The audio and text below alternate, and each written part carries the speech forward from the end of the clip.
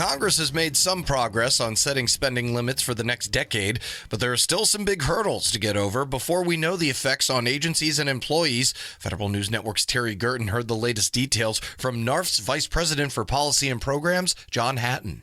So, John, there seems to be movement maybe on the budget resolution. What are you seeing from NARFE's perspective?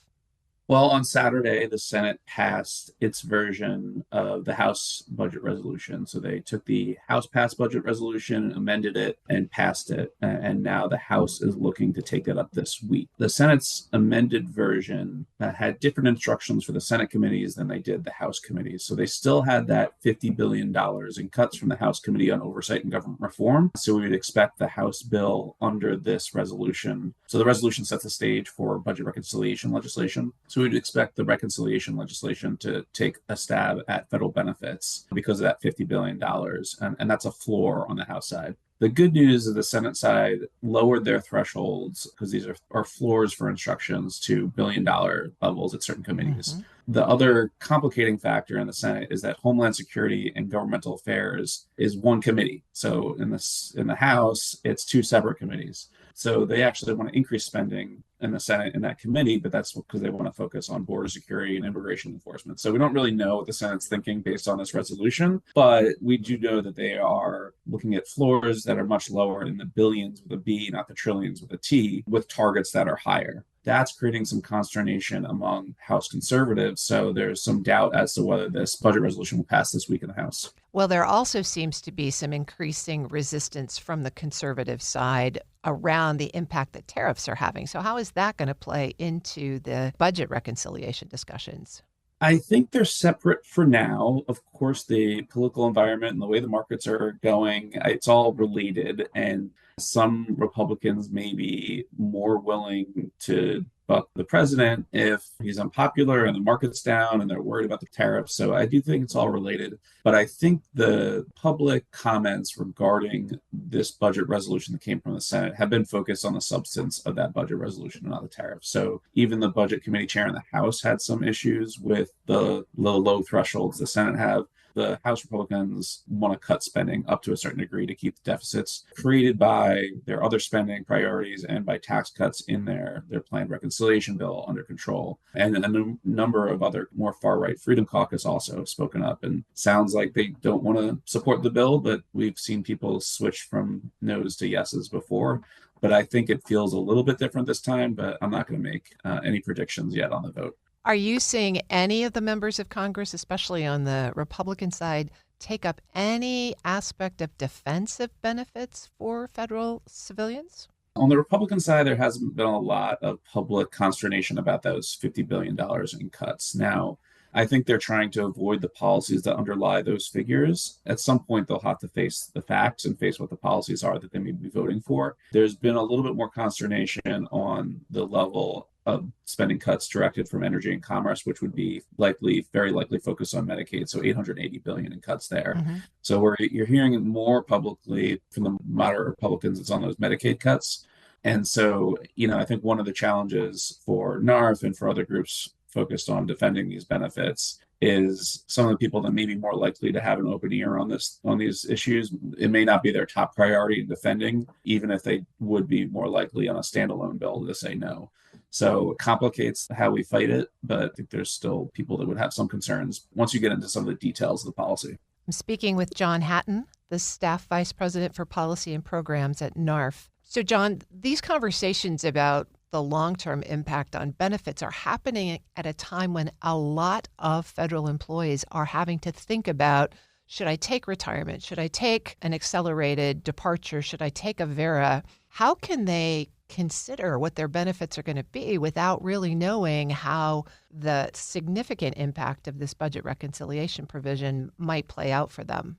Yeah, it's a good question. It's one that we get from our members who are worried about what decision they make based on what Congress may do. And I always tell them not to make a decision based on the congressional action. Obviously, there's a lot going on in executive action. There's some threats, and you've had to make decisions around the deferred resignation offer based on potential reduction in force in the future. That's a little different than the congressional action. We don't know enough about the details of the policies that they may put forward and pass, even though we know it's a real threat. So we've seen some specific proposals around voucherizing FEHB. So the government pays less and less of the premiums because it's tagged to normal inflation as opposed to healthcare inflation, which is about 4% higher per year.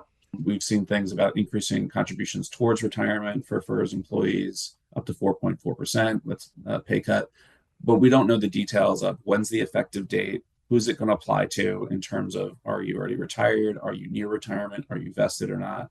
A lot of those details need to be worked out. And I think it's premature to decide I need to retire now to retain my benefits. I think there's a lot of other confusing factors for people when they're making these decisions. They may not have a choice as they start to go through some of these specific reductions in force. And so they may be looking, is it good for me to take this voluntary early retirement offer if it's offered to them, or a VSIP, the severance package, if it's offered to them, or is there some option on discontinued service retirement? So we're trying to help people navigate those. It's different in all different cases for people. So it's difficult to say there's one right answer.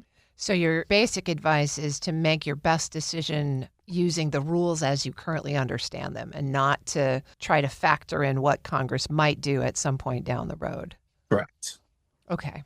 Well, it's easy for us to say and hard for folks to do, but it's good to know that folks like NARFE are available to help people manage the calculations.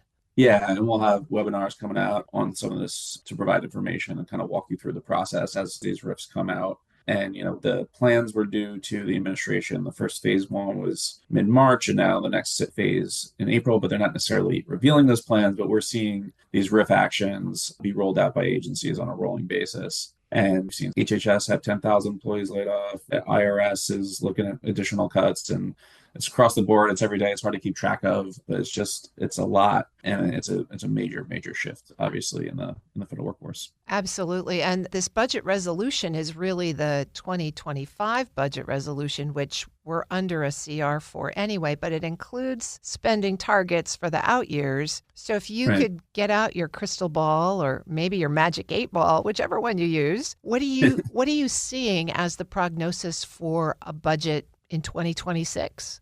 I think it's difficult to know, but the process, at some point, the Trump administration will have to submit its budget request to Congress. The normal due date is in February, but it's pretty typical for the first year of a new administration for them to delay that. So in Biden's first year, it was in May. But we'll see. I think we'll have more details. We'll see how much information they provide on what their intents are in that budget request to Congress. And then Congress will have to go through and make its decisions. I think this is all very much complicated by challenges to the administration's attempts to essentially impound funds and shutter agencies like USAID. First step is just kind of figuring out what can they do without Congress saying they can or cannot do that. How does Congress respond in terms of, maybe the courts say the administration can take certain actions to cut programs based on the statutory language that exists. And so maybe Congress wants to shore that up in the appropriations process or not.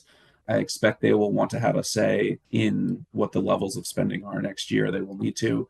It's unclear whether the administration is going to send rescission requests. So for the fiscal year 2025, that's what Republicans in the Senate and some in the House have been asking the administration to do. Don't impound the funds. Don't challenge our authority to say what you should spend, but send us a request to cut back those funds. So there's a lot of different stages in this. I think we'll much likely have greater clarity when we get to the end of September and get into the actual next fiscal year and what may happen. But Congress is never on time with their appropriations bills anyway, so it's probably more like the end of 2026. That's John Hatton, Vice President for Policy and Programs at the National Active and Retired Federal Employees Association.